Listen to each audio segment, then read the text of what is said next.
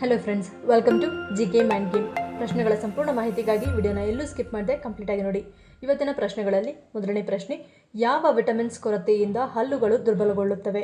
Options: vitamin B12, B vitamin E, C vitamin K, D vitamin B.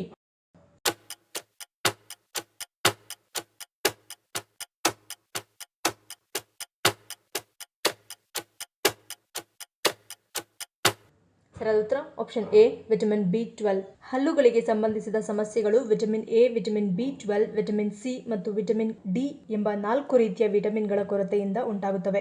ನಿಮ್ಮ ಒಸಡುಗಳು ದುರ್ಬಲವಾಗಿದ್ದರೆ, ಹಲ್ಲು ನೋವು ಮತ್ತು ಊತ ಅನುಭವಿಸುತ್ತಿದ್ದರೆ ನಿಮ್ಮ ದೇಹದಲ್ಲಿ ಪೋಷಕಾಂಶಗಳ ಕೊರತೆ ಇದೆ ಎಂದು ಅರ್ಥ. ಎರಡನೇ ಪ್ರಶ್ನೆ, ಯಾವುದನ್ನು ತಿನ್ನುವುದರಿಂದ ಹೃದಯದ ಆರೋಗ್ಯ ಹಾಳಾಗುತ್ತದೆ? Options: A chips, B ice cream, C pizza, D coke.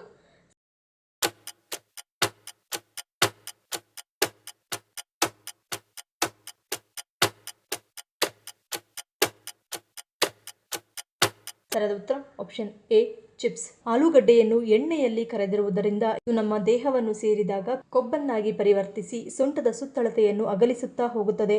ಈ ರಾಸಾಯನಿಕಗಳಲ್ಲಿರುವ ವಿವಿಧ ರೀತಿಯ ಉಪ್ಪು ಮತ್ತು ಇತರ ಪದಾರ್ಥಗಳು ಕೊಬ್ಬಿನ ಹೊರತಾಗಿಯೂ ಶರೀರಕ್ಕೆ ಹಲವು ರೀತಿಯಲ್ಲಿ ಹಾನಿಕಾರಕವಾಗಿವೆ. ಚಿಪ್ಸ್ಗಳಲ್ಲಿ ಅತಿ ಹೆಚ್ಚು ಉಪ್ಪು ಇರುವುದರಿಂದ ಹೃದಯದ ಬಡಿತ ಹೆಚ್ಚುತ್ತದೆ ಮತ್ತು ರಕ್ತದ ಒತ್ತಡವು ಹೆಚ್ಚುತ್ತದೆ. ಅತಿ ಹೆಚ್ಚು ಖಾರ ಇರುವುದರಿಂದ ಜೀರ್ಣಾಂಗಗಳಲ್ಲಿ ಉರಿಯನ್ನು ತರಿಸುತ್ತದೆ. ಹೀಗಿರುವ ಚಿಪ್ಸ್ಗಳನ್ನು ಹೆಚ್ಚಿನ ಪ್ರಮಾಣದಲ್ಲಿ ಸೇವಿಸಿದರೆ ಅಪೆಂಡಿಕ್ಸ್ನಂತಹ ಕಾಯಿಲೆಗಳನ್ನು ಎದುರಿಸಬೇಕಾಗುತ್ತದೆ. ಮೂರನೇ ಪ್ರಶ್ನೆ, ವಿಶ್ವದ ಪ್ರಪ್ರಥಮ ತೇಲುವ ಹೋಟೆಲ್ ಯಾವ ದೇಶದಲ್ಲಿ ಪ್ರಾರಂಭವಾಗಿತ್ತು? Options: A Dubai, B Australia, C Germany, D New York.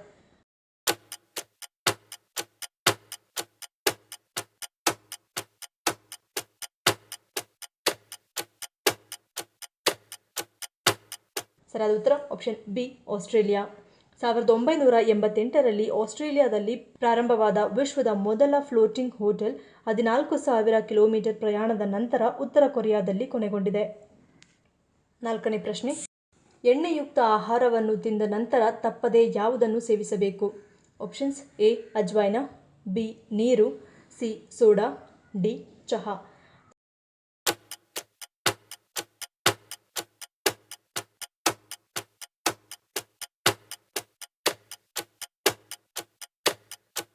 ಸರಿಯಾದ ಉತ್ತರ ಆಪ್ಷನ್ ಬಿ ನೀರು.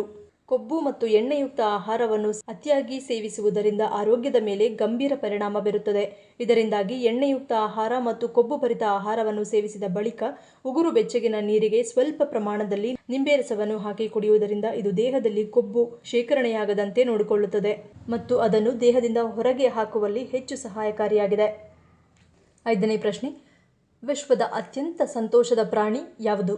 ಆಪ್ಷನ್ಸ್: ಎ ರಾಜಹಂಸ, ಬಿ ಇಲಿ, ಸಿ ಕಾಂಗರು, ಡಿ ಕ್ವಕ್ಕ.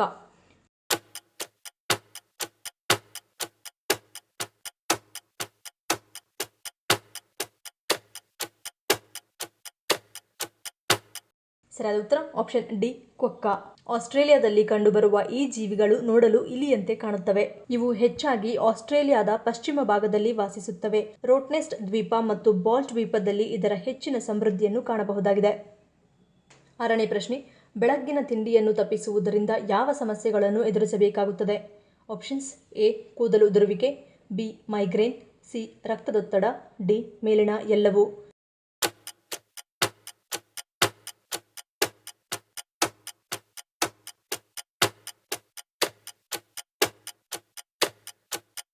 ಸರಿಯಾದ ಉತ್ತರ ಆಪ್ಷನ್ ಡಿ ಮೇಲಿನ ಎಲ್ಲವೂ.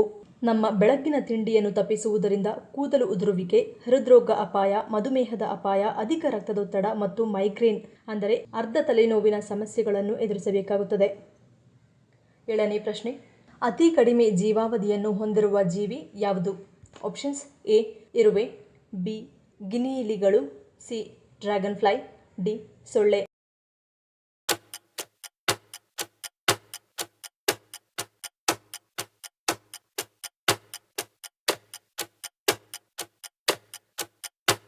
ಸರಿಯಾದ ಉತ್ತರ ಆಪ್ಷನ್ ಡಿ ಸೊಳ್ಳೆ.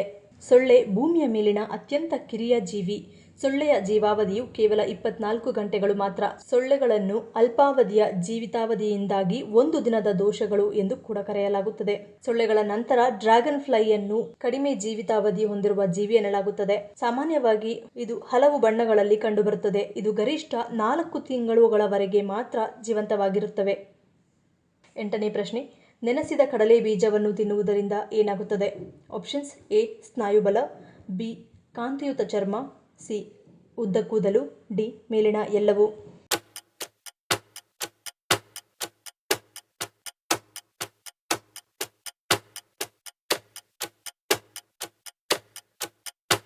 ಸರಿಯಾದ ಉತ್ತರ ಆಪ್ಷನ್ ಬಿ ಕಾಂತಿಯುತ ಚರ್ಮ. ರಾತ್ರಿ ಇಡೀ ನೆನೆಸಿದ ಕಡಲೆ ಬೀಜಗಳನ್ನು ಸಿಪ್ಪೆ ತೆಗೆದು ಬೆಳಗ್ಗೆ ಖಾಲಿ ಹೊಟ್ಟೆಯಲ್ಲಿ ಸೇವಿಸುವುದರಿಂದ ನಮ್ಮ ಮುಖದ ಮತ್ತು ಚರ್ಮದ ಕಾಂತಿಯನ್ನು ಹೆಚ್ಚಿಸುವಲ್ಲಿ ಇದು ಹೆಚ್ಚು ಪ್ರಯೋಜನಕಾರಿಯಾಗಿದೆ. 9ನೇ ಪ್ರಶ್ನೆ, ಬೆಳಗ್ಗೆ ಖಾಲಿ ಹೊಟ್ಟೆಯಲ್ಲಿ ಸೇಬು ತಿನ್ನುವುದರಿಂದ ಯಾವ ಸಮಸ್ಯೆ ನಿವಾರಣೆಯಾಗುತ್ತದೆ?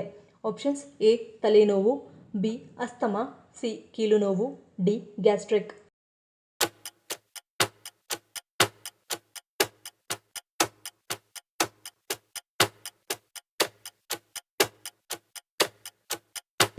ಸರಿಯಾದ ಉತ್ತರ ಆಪ್ಷನ್ ಎ ತಲೆನೋವು.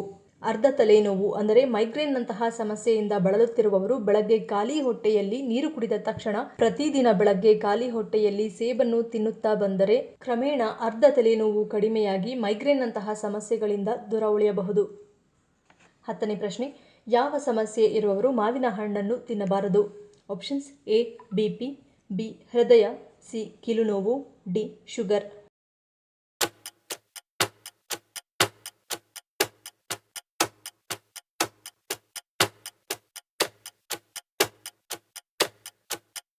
ಸರಿಯಾದ ಉತ್ತರ ಆಪ್ಷನ್ ಬಿ ಹೃದಯ.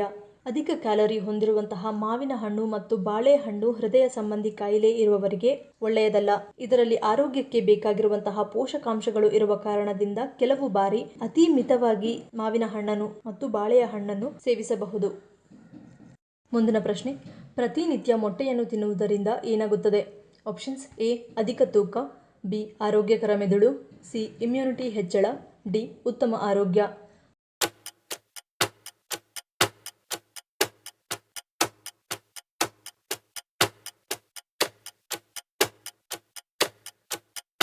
ಸರಿಯಾದ ಉತ್ತರ ಆಪ್ಷನ್ ಬಿ ಆರೋಗ್ಯಕರ ಮೆದುಳು. ಪ್ರತಿದಿನ ಮೊಟ್ಟೆಯನ್ನು ಸೇವಿಸಿದಾಗ ಅರಿವಿನ ಆರೋಗ್ಯವನ್ನು ಸುಧಾರಿಸುತ್ತದೆ. ಮೊಟ್ಟೆಯು ಉತ್ತಮ ಮನಸ್ಸಿಗೆ ಅಗತ್ಯವಿರುವ ಎಲ್ಲಾ ಪೋಷಕಾಂಶಗಳನ್ನು ಹೊಂದಿರುತ್ತದೆ. ಇದರಲ್ಲಿ ವಿಟಮಿನ್ ಬಿ12, ಬಿ6, ಕೋಲಿನ್ ಮತ್ತು ಫೋಲೇಟ್ ಇರುತ್ತದೆ. ಈ ಪೋಷಕಾಂಶಗಳು ವ್ಯಕ್ತಿಯ ಮನಸ್ಥಿತಿ ಮತ್ತು ಸ್ಮರಣೆಯನ್ನು ನಿಯಂತ್ರಿಸುತ್ತದೆ. ಇದರಿಂದಾಗಿ ಪ್ರತಿನಿತ್ಯವೂ 2 ಮೊಟ್ಟೆಯನ್ನು ಸೇವಿಸಬಹುದು ಎನ್ನಲಾಗುತ್ತದೆ. ಮುಂದಿನ ಪ್ರಶ್ನೆ, ಪ್ರಪಂಚದಲ್ಲಿ ಒಟ್ಟು ಎಷ್ಟು ದೇಶಗಳಿವೆ? Options A 300, B 206, C 187, D 195.